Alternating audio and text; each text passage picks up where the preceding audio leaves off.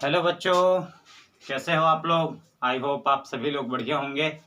तो हम पढ़ रहे थे क्लास 12 फिजिक्स का chapter number 7 alternating current. Alternating current में हमने क्या क्या चीज कवर कर लिया था। अल्टरनेटिंग करंट होता क्या है, डीसी करंट क्या होता है, एवरेज वैल्यू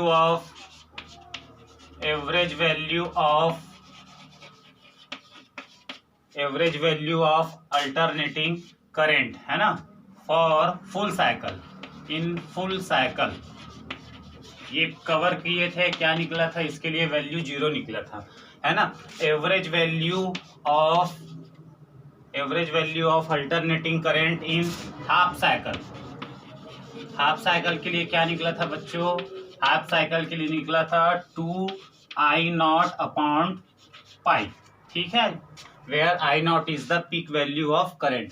Similarly, अगर average value of alternating voltage के लिए अगर निकाले, alternating voltage for full cycle, तो ये इसके लिए भी क्या आता है, 0 आता है।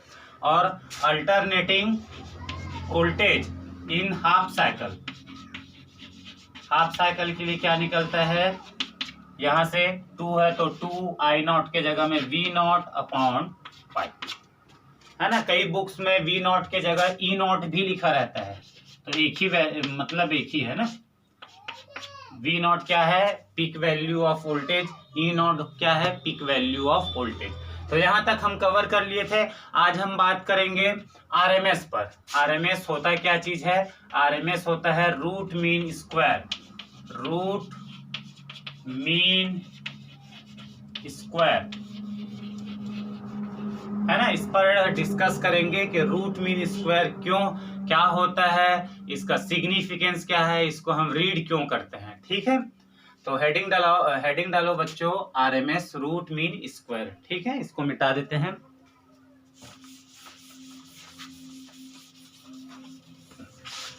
रूट मीन स्क्वायर, तो इसका मतलब होता है आपको क्या निकालना रहेगा, अल्टरनेटिंग करंट के लिए रूट मीन स्क्वायर निकालो करके एग्जाम में पूछा जाएगा, है ना। Find the RMS value of alternating current और अल्टरनेटिंग वोल्टेज। तो कैसे निकालेंगे, तो रूट मीन स्क्वायर में सबसे पहले करना क्या है, जिस किसी चीज का आरएमएस निकालने के लिए बोला जाएगा तो सबसे पहले उसका क्या करना, स्क्वायर करना।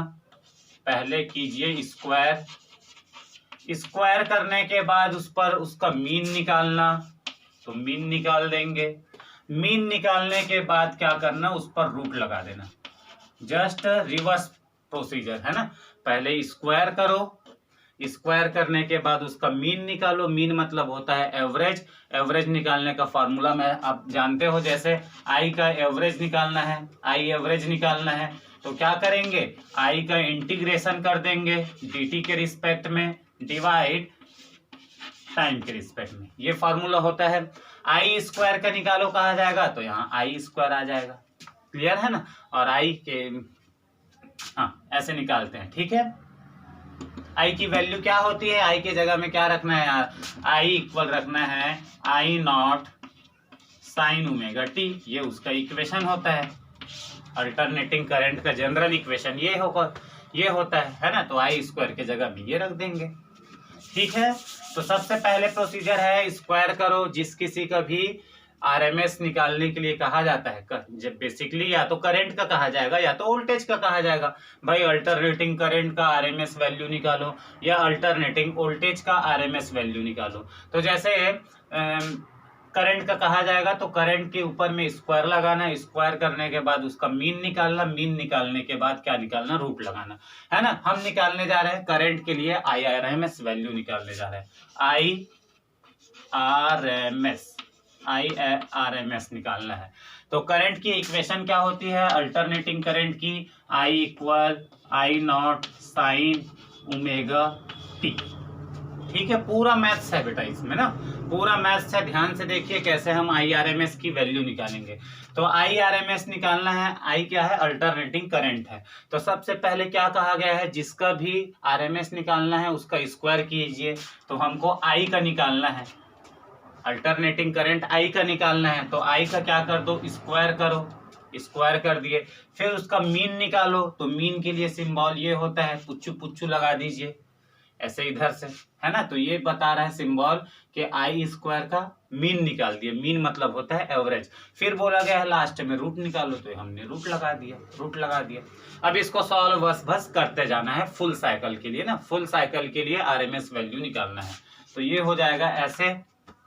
अब देखो ये रूट तो ऐसे ही रहने दो। आई स्क्वायर का क्या होता है पहले बताओ। आई स्क्वायर का एवरेज निकालना है, एवरेज या मीन निकालना है। तो कैसे निकालते हैं, जिसका भी एवरेज निकालना हो उसका इंटीग्रेशन कर दो dt के रिस्पेक्ट में। तो हमने इंटीग्रेशन कर दिया, किसका निकालना है, आई स्क्वायर का। तो आई स्क्वायर का इंटीग्रेशन कर दिया dt के रिस्पेक्ट में। और फिर डिवाइड भी करते हैं, इंटीग्रेशन dt भी करते हैं, तो हमने ये कर दिया। और फुल साइकिल के लिए निकालना है तो 0 से क्या रहेगा, जो लिमिट है 0 से t रहेगा। भाई फुल साइकिल में क्या होगा जरा बताओ, फुल साइकिल किसको बोलेंगे, ये अल्टरनेटिंग करंट का ग्राफ है। तो यहाँ से यहाँ तक आने में जो टाइम लगता है वो टाइम पीरियड कहलाता है। तो यहाँ पास रहेगा जब, तो यहाँ पास टाइम की वैल्यू 0 और यहाँ से यहाँ तक आने में टाइम हो जाएगा t। तो 0 से t लग गया कंप्लीट साइकिल के लिए, है ना। अब इसको सॉल्व कर दीजिए, आई स्क्वायर का जो वैल्यू है उसको पुट करो यहाँ पास। तो जल्दी से पुट करेंगे तो क्या मिलेगा आपको, इधर से अंडर रूट आई स्क्वायर की वैल्यू रख दो, 0 से t है, आई स्क्वायर के जगह में रख दो, आई का वैल्यू क्या है ये है। तो ये हो जाएगा I naught sine omega t का स्क्वायर dt इंटीग्रेशन 0 से t dt। क्लियर है, ओके। अगला लाइन क्या आएगा, इसको मिटा देते हैं। आई की वैल्यू क्या है यहाँ पास लिख देते हैं, आई इक्वल होता है I naught sine omega t, sine omega t. अब यहाँ से देखो इसका भी आगे चलकर ये हो जाएगा अंडर रूट इंटीग्रेशन 0 से टी स्क्वायर, इसके ऊपर भी लगेगा, इसके स्क्वायर इसके ऊपर भी आएगा, साइन के ऊपर में भी। तो ये आपको देगा I square naught into sine square omega t dt upon integration 0 से t dt। क्लियर है। यहाँ पास डाउट थोड़ी ना है। आई का हमने क्या किया, स्क्वायर किया, स्क्वायर करने के बाद मीन किया, मीन मतलब मीन का सिंबल ये होता है एवरेज, है ना। फिर लास्ट में रूट लगाना है तो हमने रूट लगा दिया। आई स्क्वायर का मीन कैसे निकालते हैं, इतने के जगह में हमने क्या लिखा, ये पूरा चीज रखा, ये उसका मीन का निकालने का मेथड है, ठीक है, जो कि लास्ट क्लास में ऑलरेडी मैं बता चुका था। तो ये हो गया, ये पूरा रूट लगेगा, है ना। फिर उसके बाद आई की वैल्यू मैंने रख दिया, आई की वैल्यू रखेंगे तो ये मिलेगा। आगे सॉल्व करेंगे तो इसके पावर में भी लगेगा, इसके पावर में भी लगेगा। आई नॉट क्या होता है बेटा, कांस्टेंट वैल्यू है, पीक वैल्यू ऑफ करंट। तो आई नॉट को इंटीग्रेशन से बाहर कर दो तो ये हो जाएगा आई स्क्वायर बाहर कर दिया, है ना, इंटीग्रेशन 0 से t sign square omega T into D T upon 0 से t इंटीग्रेशन dt। क्लियर है। अब जरा बताओ, अंडर रूट भी हो और किसी टर्म्स के पावर में 2 भी हो तो ये इसकी वैल्यू क्या हो जाएगा, ओवरऑल इसमें से पूरे में से आई नॉट बाहर चला जाएगा, आई नॉट बाहर आ जाएगा। और बाहर आ जाएगा तो इसमें बचेगा क्या, 0 से t sign square omega t dt upon integration 0 से t dt, ये बचेगा। और रूट के जगह में मैं क्या लगा सकता हूँ, रूट के जगह में पूरे के पावर में हाफ लगा सकते हैं। समझ में आ गया यहाँ तक, ओके। पॉज करके वीडियो को पॉज करके नोट कर लीजिए या 360 में स्क्रीनशॉट ले लो। ये वाला सेक्शन मैं मिटाने जा रहा हूँ, ओके। चलो 1 2 3।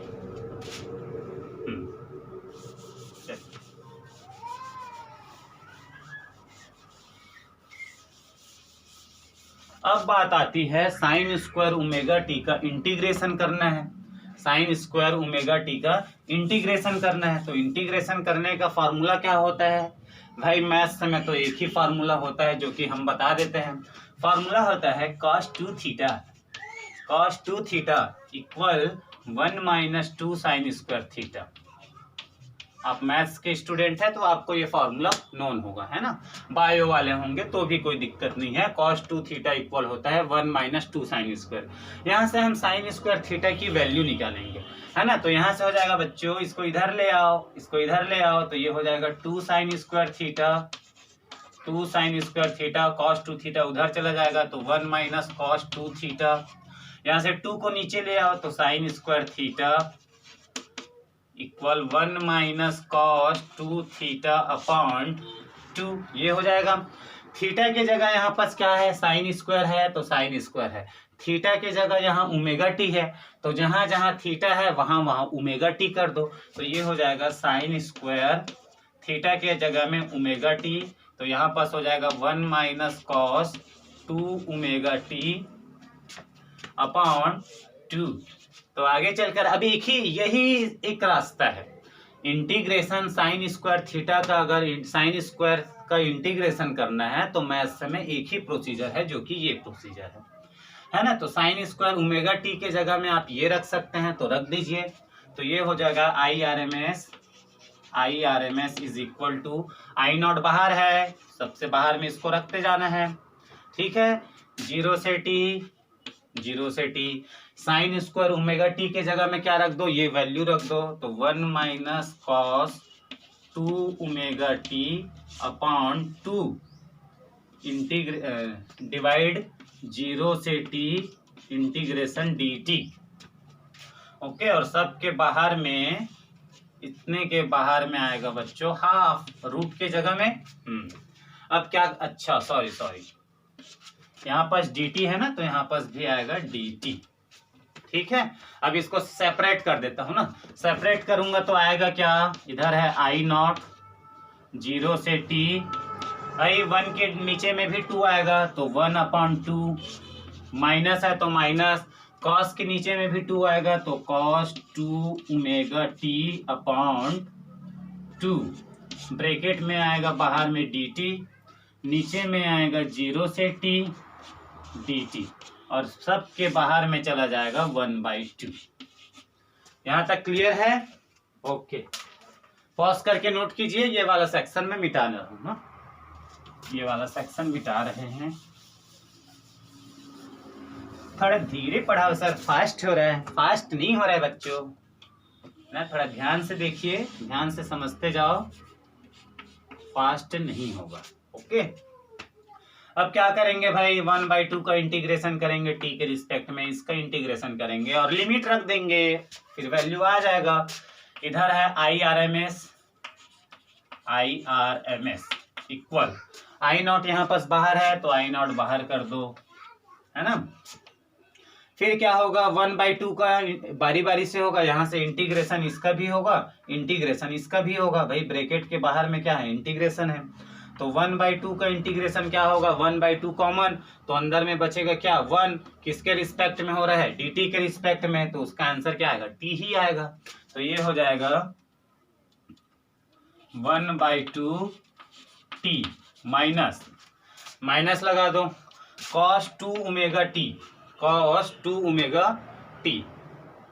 ये एक काम करो, अच्छे से बना देते हैं, यहाँ से नोट करो बेटा इस फार्मूला को। इसको एग्जाम में डिराइव्ड करने का जरूरत नहीं है, आप साइड में लिख सकते हैं ये 4 लाइन के साइन स्क्वायर ओमेगा टी का वैल्यू मैंने कैसे निकाला है, ठीक है। ऊपर का लाइन में मिटा रहा हूं। ओके, चलिए यहां से चलते हैं। तो सबसे पहले इधर साइड में है I R M S equal I naught बाहर है तो आई नॉट बाहर कर दो। 1/2 का इंटीग्रेशन क्या होगा बेटा, 1/2 बाहर कर देंगे तो 1 बचेगा और 1 का इंटीग्रेशन t आएगा। फिर माइनस है तो माइनस। अब बताओ cos क्या अपने ओरिजिनल फॉर्म में है, नहीं, ओरिजिनल फॉर्म कैसा रहता है, cos t ऐसा रहता है, इंटीग्रेशन cos t dt, तो हम क्या लिखते हैं यहाँ पर sin t लिखते हैं। बट t के जगह में क्या है, 2 ओमेगा टी है, मतलब 2 ओमेगा एक्स्ट्रा है, तो जो एक्स्ट्रा है तो उसके लिए क्या होगा, सबसे पहले ये बताओ कॉस का क्या होगा, कॉस का होता है साइन, तो साइन को तो पूरा लिखो, कॉस के पीछे में 2 ओमेगा टी है तो साइन के पीछे में भी 2 ओमेगा टी आएगा। डिवाइड करेंगे, ऑलरेडी 2 है तो 2 को तो अपने ही जगह में रखो, 2 नीचे में है ना। उसके बाद क्या चीज आपको एक्स्ट्रा था, इसमें 2 ओमेगा एक्स्ट्रा था, तो 2 ओमेगा नीचे में आ जाएगा, जो एक्स्ट्रा रहता है वो नीचे में आता है ना। लास्ट क्लास में और निकाले थे, उस टाइम साइन ओमेगा टी का निकाले थे, साइन ओमेगा टी का, ठीक। अरे यार जो क्या चीज अलग था, इतना चीज अलग था, कॉस का क्या होता है साइन 2 ओमेगा टी। फिर आप क्या करोगे, 2 ओमेगा टी का डिफरेंशियल करोगे, D by D T 2 omega T, 2 omega बाहर आ जाएगा, टी का डिफरेंशियल 1 होगा तो 2 ओमेगा इंटू 2 ओमेगा, डिफरेंशियल करने पर जो आता है वो लास्ट में नीचे में लिखते हैं। इतना चीज तो पढ़ा होगा क्लास 11th में इंटीग्रेशन में। हाँ याद आ गया सर, याद आ गया। चलो ठीक है, ये हो गया ना। उसके बाद नीचे का कर दो, नीचे का भाई नीचे में 1 है, 1 का इंटीग्रेशन टी, उसके बाद लिमिट भी तो लगाना है, लिमिट लगाइए, तो लिमिट कहाँ से कहाँ, 0 से टी, इसमें भी कहाँ से कहाँ, 0 से टी। और भूलना मत सबसे लास्ट में क्या है, पावर में हाफ है।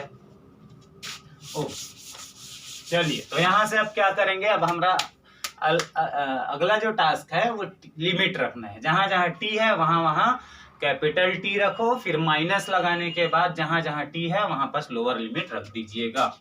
तो ये हो जाएगा बच्चों, आई नॉट 1/2 अपने जगह में रखो। सबसे पहले अपर लिमिट रखा जाता है, तो इस टी के जगह में कैपिटल टी को रखो, फिर माइनस है तो माइनस लगाओ, फिर इस टी के जगह में कैपिटल टी को रखो, तो साइन 2 ओमेगा इंटू टी, और 2 2 जा 4 ओमेगा, तो ये हो गया 4 ओमेगा।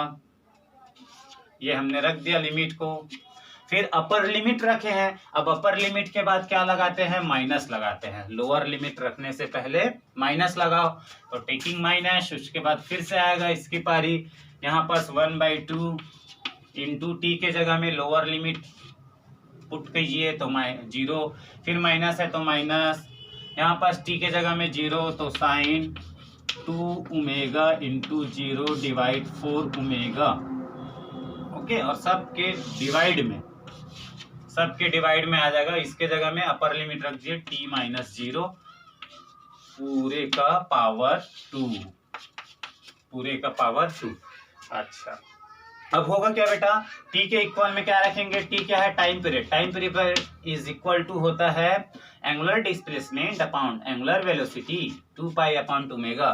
तो जहां जहां t है वहां 2 पाई अपॉन ओमेगा रख दो, तो ये हो जाएगा आई नॉट, इंटीग्रेशन फास्ट थोड़ी ना हो रहा है, नहीं हो रहा है सर, ठीक है, 1/2 टी के जगह में रख दो 2 pi upon omega minus sine 2 omega, T के जगह में फिर से रखो 2 पाई अपॉन ओमेगा, और फिर डिवाइड में कीजिए 4 ओमेगा। इधर तो 0 होने वाला है, 1/2 का इंटू 0 से कर दो, sine 2 omega into 0, sine 2 omega का इंटू 0 से होगा, सॉरी हाँ एंगल है ना 2 ओमेगा इंटू 0, 2 ओमेगा का इंटू 0 से होगा तो 0 आएगा, तो साइन 0, और साइन 0 की वैल्यू 0 होगी, तो वो ये टर्म्स और ये टर्म्स 0 हो गया, तो हमारा काम और इजी हो गया। तो ये हो जाएगा ऐसे, t-0 क्या होगा, t ही होगा, और t की वैल्यू क्या है 2 pi upon omega, 2 pi upon omega, और पूरे के पावर में 1/2 फिर से आ जाएगा। क्लियर है, यहाँ तक नोट कीजिए, यहाँ तक नोट कीजिए, नोट कर लो, पॉज करके नोट कर लेना बच्चों, पॉज करके नोट कर लेना। चलिए अब क्या होगा, कुछ नहीं होगा, कट्टिम कट्टा करेंगे, तो ये हो जाएगा ऐसे, यहाँ से 2 और 2 कैंसल हो जाएगा, तो पाई अपॉन ओमेगा इसमें आ गया, फिर माइनस है तो माइनस, यहाँ से 2 ओमेगा ऐसा काटना पाप है ना, साइन की ये एंगल है, ये पूरा चीज एंगल है, तो ये ओमेगा और ये ओमेगा कैंसल होगा, और ये हो जाएगा sine 2 into 2 pi, sine 4 pi upon 4 omega, divide में है 2 पाई अपॉन ओमेगा, और पूरे के पावर में 1/2, ठीक है। बस 2 लाइन और बाकी अपना गोल अचीव हो जाएगा थोड़े टाइम में। तो ये हो जाएगा I not pi upon 2 mega, ऐसे कर लो पाई अपॉन 2 मेगा अपने जगह में। साइन 4 पाई क्या हो जाएगा, 0 हो जाएगा जी। साइन 4 पाई, पाई की वैल्यू क्या होती है 180 बट ये हो जाएगा साइन 72, साइन 72 0, तो यानी 2 साइकिल। साइन 360 की वैल्यू क्या होती है, साइन 360 की वैल्यू होती है 0। साइन इसके बाद जितना भी वैल्यू आता जाएगा, साइन 2 360 ये भी 0 होगा। साइन 3 इंटू 360 ये भी 0 होगा। तो साइन 720 को क्या लिख सकते हैं, साइन 2 इंटू 360 लिख सकते हैं। 2 साइकिल है ना भाई। ये क्या होगा, ये 1 साइकिल हुआ, इतने में एंगल कितना बन जाता है 360। एक और आ जाएगा, 2 साइकिल हो गया तो यहाँ भी 360। तो यहाँ तक चले, मतलब साइन की वैल्यू मेरी 0, यहाँ से यहाँ तक चले फिर साइन की वैल्यू मिलेगी 0। तो 0 प्लस 0 से इधर आपको 720 मिल जाएगा और ये आपको दे देगा 0। ये सब बेसिक बातें हैं, तो फटाफट मैं बता देता हूँ। तो ये हो गया 0 और अपाउंट में आ जाएगा 2 पाई अपॉन ओमेगा। यहाँ से we can write I naught अपने जगह में रखो, ये तो 0 हो जाएगा, इसको ऊपर ले जाओ इनटू के फॉर्म में लिखो, तो ये हो जाएगा पाई अपॉन ओमेगा इंटू, ये 0 हो गया ना, तो 0 हो गया तो हटा देते हैं। फिर ये ऊपर जाएगा इनटू के फॉर्म में, तो ओमेगा ऊपर चला जाएगा, ओमेगा नीचे में आ जाएगा 2 पाई और ओवरऑल लग जाएगा 1/2। पाई से pi cancel, omega omega cancel each other. तो ओवरऑल आपको वैल्यू बचा, ओवरऑल क्या बचा, I R M S I naught 1/2 और 1/2 के जगह में आप रूट लगा दीजिए, छी हाँ हो गया। अब ये √1/2, √1 की वैल्यू 1 होगी तो वो हट जाएगा, तो यहाँ से आपको मिल जाएगा I naught upon √2, I naught upon √2। तो this is the RMS value of alternating current which is I naught upon √2, ये होता है। सिमिलरली आपको कहा जाएगा वोल्टेज के लिए निकालिए करके, तो वोल्टेज का इक्वेशन क्या होता है, V = V0 sin omega t। जहां जहां V है इस प्रोसीजर में, जहां जहां मैंने I लिखा, I के जगह में आप V कर दीजिए, जहां जहां मैंने आई नॉट रखा वहां आप क्या कर दीजिए, V0 कर दीजिए। तो लास्ट में you will get VRMS is equal to V0 upon √2, है ना, बन जाएगा। अब इसका सिग्निफिकेंस देखते हैं, यहां तक पॉज करके नोट कर लो बच्चों, प्रोसीजर समझ में आ गया होगा। ओके 1 2 3। जी मौसम का जादू है मितवा ला ला ला, लई लई लई लई हो गई ला ला ला ला ला ला। तो significance of RMS, significance of RMS। आओ जरा देखते हैं सिग्निफिकेंस इसका होता क्या है। तो हमारे घरों में जो करंट आता है, house hold current, house hold current वो कौन से फॉर्म में आता है, वो आता है AC करंट आता है।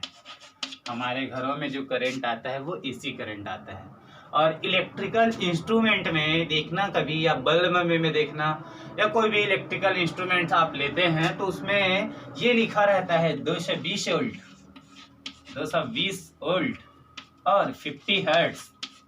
आप जरा इसका मीनिंग समझते हैं कि ये 220 वोल्ट क्या होता है, 50 हर्ट्ज क्या होता है। क्या ये 220 वोल्ट जो लिखा है वो V0 होता है, हाईएस्ट वैल्यू ऑफ वोल्टेज, या V एवरेज होता है, एवरेज वैल्यू ऑफ वोल्टेज, या RMS वैल्यू होता है। ये 3 चीजों में से क्या होता है।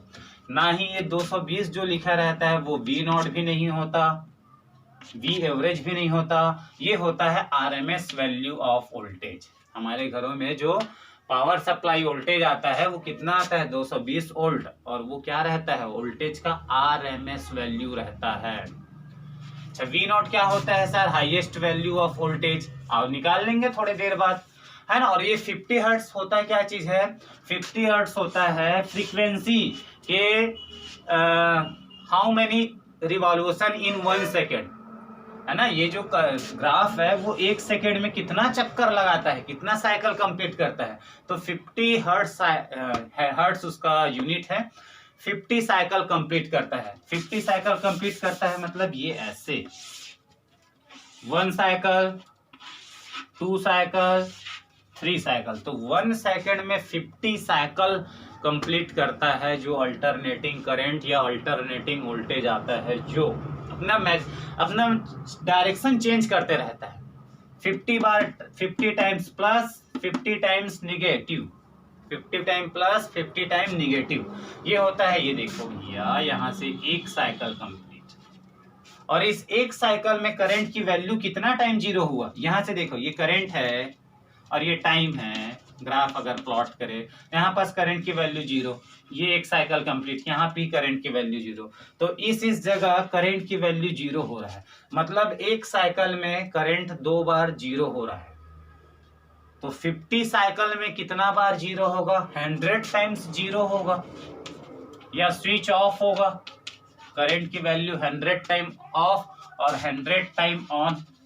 अब इसका मतलब क्या हुआ सर, इसका मतलब ये हुआ बच्चों कि जो आप बल्ब जो जल रहा है आपके घरों में, वो 1 सेकेंड में 100 टाइम बुझ जाता है, ऑफ हो जाता है, और 100 टाइम ऑन होता है ऐसे मेरे हाथों से भी ज्यादा, एकदम स्पीड। ये बन on, switch on off, on off, on off, on off, on off. यहाँ पास देखो भाई, जो इंडिया में जो करंट आता है, अलग अलग कंट्री में जो फ्रीक्वेंसी रहता है वो अलग अलग रहता है, बट हमारे इंडिया के लिए जो एसी करंट का फ्रीक्वेंसी रहता है वो 50 हर्ट्ज रहता है। यानी 1 सेकेंड में 50 टाइम्स वो अपना साइकिल कंप्लीट करता है। और 1 साइकिल में यहाँ पास और यहाँ पास करंट की वैल्यू 0 हो रही है। करंट 0 तो बल्ब भी 0, बल्ब फ्यूज नहीं बोल सकते हैं, बुझ जाता है। तो 1 सेकेंड में 100 टाइम्स ऑफ होता है, 100 टाइम्स ऑन होता है। अब वो अलग बात है कि आपको आंखों का जो सेंसिटिविटी है, संवेदनशीलता है, वो उससे भी वो उसको कैच नहीं कर पाता है। जो इतना तेजी से, इतना ये इतना तेजी से हो रहा है कि हमारा जो आंख है उसको, उसके स्पीड को कैप्चर कर ही नहीं पाता, उसकी कैपेसिटी रेंज से बाहर है। कहां से पता चलेगा, इसी कारण आपको बल्ब जलता हुआ दिखाई देता है, बट एक्चुअल में वो 100 टाइम्स ऑफ हो जाता है, 100 टाइम्स ऑन होता है इन 1 सेकेंड। ओके, तो ये 50 हर्ट्ज हो गया, ये VRMS वैल्यू होता है। हाईएस्ट वोल्टेज क्या मिलेगा, अब वी नो दैट VRMS अभी निकला था V0/√2। भाई RMS क्या निकला था, I0/√2। तो VRMS क्या निकलेगा, V0/√2। यहाँ से V0 की वैल्यू क्या हो जाएगी, √2 इंटू VRMS। और मैंने बोला VRMS ये है, तो VRMS के जगह में 220 रख दो, तो √2 इंटू 220। इसको जब आप सॉल्व करोगे तो ये मिलेगा 31111.112 वोल्ट। तो ये highest voltage of, highest value of voltage है। मतलब घरों में जो पावर सप्लाई आता है, जो वोल्टेज की वैल्यू रहती है मिनिमम, वो इतनी रहती है ना। आपको कंपटीशन एग्जाम में काम आएगा, या 1 नंबर का क्वेश्चन है, जो घरों में जो करंट आता है उसमें हाईएस्ट वैल्यू ऑफ वोल्टेज क्या रहता है, इतना रहता है। और आरएमएस वैल्यू क्या होता है, इतना रहता है आरएमएस। और क्वेश्चन में ये नहीं दिया रहेगा, क्वेश्चन में आप डील करेंगे जब भी किसी क्वेश्चन से सॉल्व करेंगे, है ना, तो आपको जो वोल्टेज के वैल्यू दिया रहेगा वो क्या दिया रहेगा, VRMS ही दिया रहेगा।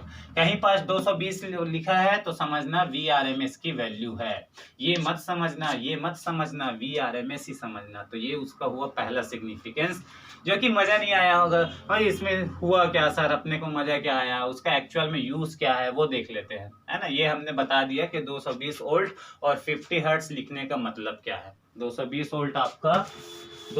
वोल्ट आपका क्या वैल्यू है, आरएमएस वैल्यू है ना। अब एक और सिग्निफिकेंस देखते हैं तो ज्यादा क्लियर होगा, है ना, ज्यादा क्लियर होगा। आओ जरा देखते हैं, 1 मिनट मैं चार्ज देख लेता हूँ मोबाइल का।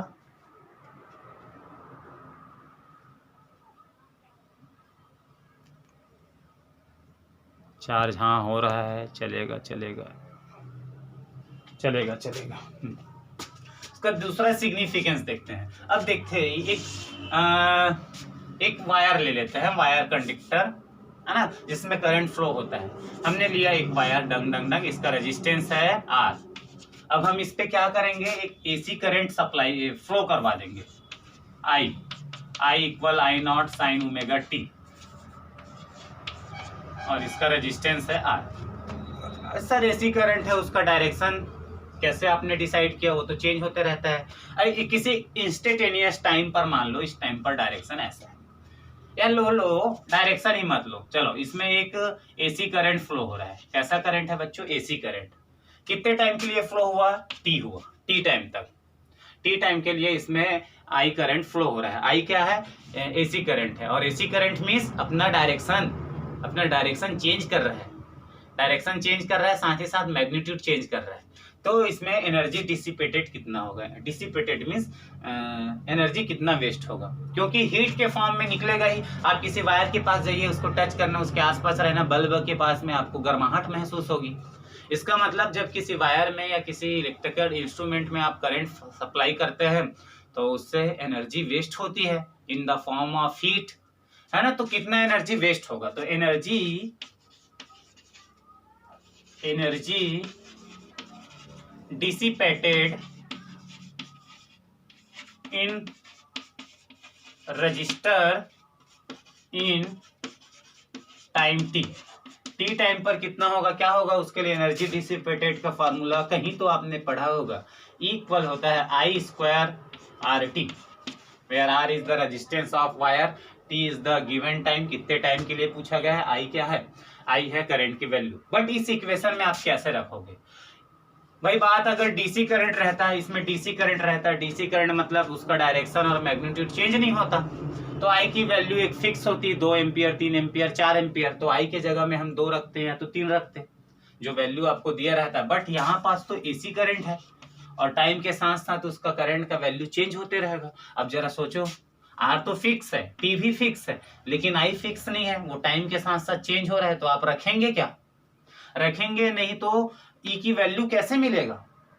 तब वही बच्चों, अब हम इसी के जगह में यही वायर लेते हैं जिसका रेजिस्टेंस है आर, है ना, और इसमें अब हम दौड़ा देते हैं IRMS नामक करंट, IRMS नाम का करंट।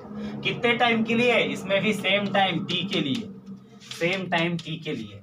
अब हमने ये देखा, पहले ये एक्सपेरिमेंट किया, अरे भाई मैंने वायर लिया है और टी की वैल्यू समझ लो 2-3 मिनट है, टी टाइम तक के लिए मैंने एक एसी करंट फ्लो करवा दिया वायर में। अब मेरे को जानना है कि टी टाइम तक इससे, इस वायर में से कितना एनर्जी लॉस हुआ।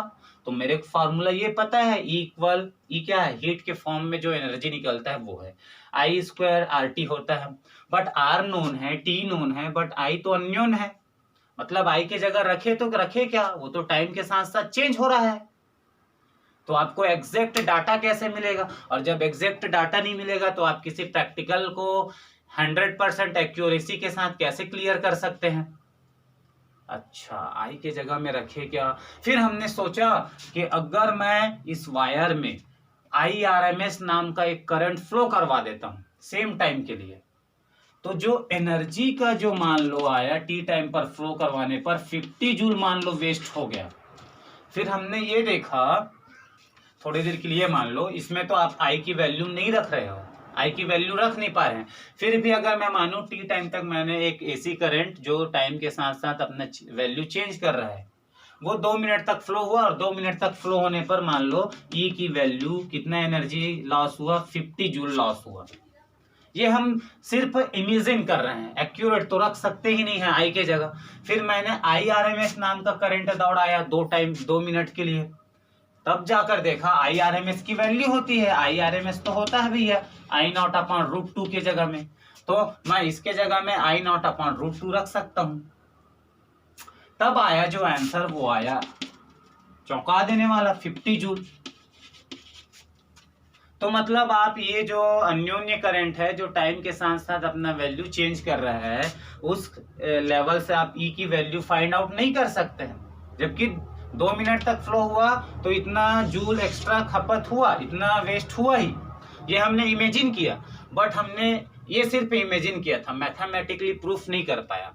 बट मैंने देखा IRMS नाम के करंट को फ्लो करवा दिया 2 मिनट के लिए इसी वायर में, तो 2 मिनट में आया 50 जूल। मतलब ये डाटा और ये डाटा मैच कर गया। और इसका मीनिंग ये हुआ कि चाहे आप variable current means AC current flow करवाओ, चाहे उस वायर में IRMS वाला करंट फ्लो करवाओ, तो जो energy dissipated in given time जो वैल्यू रहेगा वो दोनों में सेम रहेगा।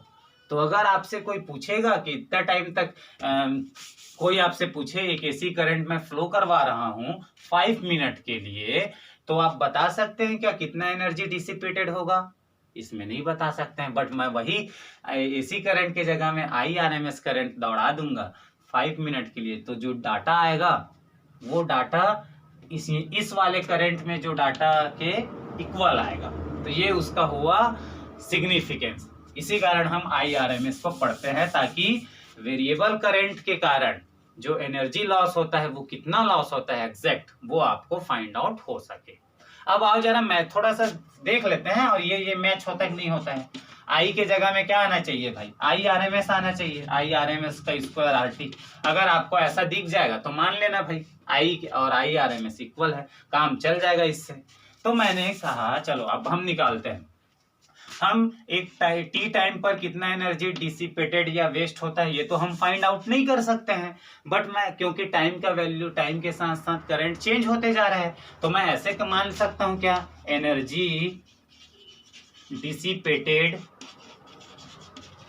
In register in small time, very small time. ये कंसीडर कर सकते हैं क्या बच्चों कि टी टाइम पर तो करंट चेंज कर रहा है अपना वैल्यू, टी टाइम पर करंट क्या कर रहा है, करंट का वैल्यू चेंज हो रहा है। तो मैं एक छोटे टाइम पर एकदम छोटा टाइम ले लेता हूं, और छोटे टाइम पर तो नहीं होगा चेंज ना, ये तो मान सकते हो भाई 1 सेकेंड में करंट चेंज हो रहा है, 0.001 सेकंड कर दो, करंट की टाइम की वैल्यू एकदम छोटा कर दो, तो उस हद तक तो मान सकते हैं कि हाँ यार इस छोटे टाइम में तो करंट चेंज नहीं होगा। तो वही छोटा टाइम हम dt ले लेते हैं। तो energy dissipated in register in very small t, छोटा टाइम है तो छोटा सा एनर्जी लॉस होगा dE, और यहाँ पर क्या लिखोगे I² R, t के जगह में छोटा सा dt लिखोगे। हाँ मिल गया सर, छोटे से टाइम में छोटा सा एनर्जी लॉस हुआ। अब आपको बड़े से टाइम में निकालना है तो इंटीग्रेशन कर दीजिए, यहाँ से E हो जाएगा बाहर, डी का इंटीग्रेशन E हो जाएगा, है ना। यहाँ से R कांस्टेंट है तो R को बाहर कर दो, अंदर में बचे क्या I² dt, है ना, I² dt। अब क्या जानते हैं बच्चों, हम जानते हैं IRMS को क्या लिखते हो, IRMS जिसका RMS निकालना है तो I का निकालना है, तो सबसे पहले स्क्वायर करो, स्क्वायर करने के बाद उसका मीन लगाओ, मीन करने के बाद उस पर रूट लगा दो, ऐसे हम लिखते हैं। तो यहाँ से IRMS is equal to I² का मीन कैसे निकलेगा, इंटीग्रेशन कर दीजिए I² dt, जिसका मीन निकालना हो उसका इंटीग्रेशन कर दो, और नीचे में टाइम का साथ इंटीग्रेशन कर दिए, दोनों का स्क्वायर कर दो, बोथ साइड स्क्वायर, तो ये हो जाएगा I² RMS, यहाँ से रूट हट जाएगा, स्क्वायर करेंगे तो बचेगा क्या I² dt upon dt, I² dt upon dt। यहाँ से आप क्या लिख सकते हो, या एक बार और चलो, IRMS is equal I² dt, integration dt की वैल्यू क्या होगा बच्चों t, यहाँ से क्रॉस मल्टीप्लाई करूंगा, नीचे में कुछ नहीं है मतलब 1 है, 1 के इंटीग्रेशन इससे करो तो ये हो जाएगा integration I² dt is equal to I² RMS into time. अब निकला क्या भाई, इसके जगह में ये रख सकते हो, और ये रखोगे तो क्या हो जाएगा, ये रखोगे तो क्या हो जाएगा, ये रखोगे तो मिलेगा क्या, यहाँ पर देखो E इक्वल R इंटू इतने के जगह में हम लिख सकते हैं I² RMS इंटू T। जमा कर लिखूं तो जमा कर लिखूंगा तो कहाँ पास लिखें, यहाँ पास, तो E इक्वल हो जाएगा I² RMS इंटू RT। अब बताओ जरा इसमें और इसमें क्या डिफरेंस आया। मतलब ये करंट लेते हो तो इसमें वैल्यू रखने में प्रॉब्लम आता है, टाइम के साथ साथ करंट की वैल्यू चेंज हो रही है। अब हमने देखा एनर्जी डिसिपेटेड का नया फार्मूला बना दिया। भाई वो जो वेरिएबल करंट है वो वेरिएबल करंट मत फ्लो करवाओ ना यार। आपको 5 मिनट फ्लो करवा दिए वेरिएबल करंट, तो कितना एनर्जी वेस्ट हुआ ये आप फाइंड आउट नहीं कर सकते हैं, बिकॉज आई की वैल्यू चेंज हो रही थी। फिर हमने देखा कि अरे ये जो वेरिएबल करंट 5 मिनट फ्लो करवाते हो तो जो एनर्जी लॉस होता है उतना ही लॉस IRMS नाम का करंट फ्लो करवाते हो तो उतना ही होता है। तो आप आई के जगह में IRMS फ्लो करवा दो तो आपको एग्जैक्ट वैल्यू मिल जाएगा। तो ये उसका इम्पोर्टेंट सिग्निफिकेंस हुआ। तो आई होप ये वीडियो समझ में आया होगा। तब तक के लिए पढ़ाई करते रहिए। All the very best. मिलते हैं अगले वीडियो में।